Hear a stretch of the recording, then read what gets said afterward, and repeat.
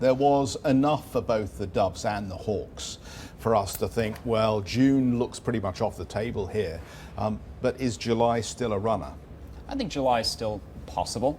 The market has it priced now at around 30%. I think that's roughly correct.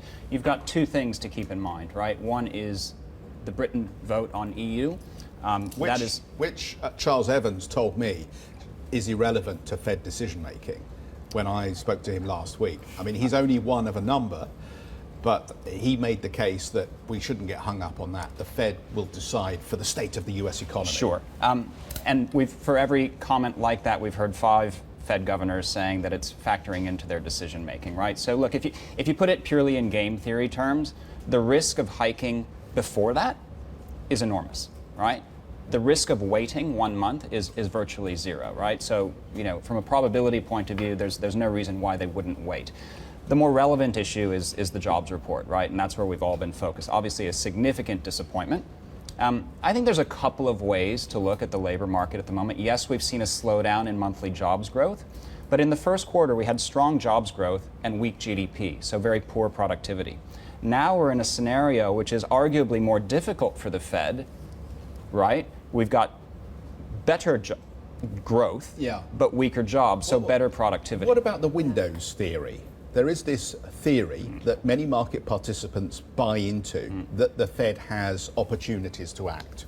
And if it doesn't take them, then they're lost. And looking at this year as a whole, there's a lot on the political agenda that might narrow the window of opportunity here. So, I mean, do you subscribe to it? I subscribe to the window theory, okay?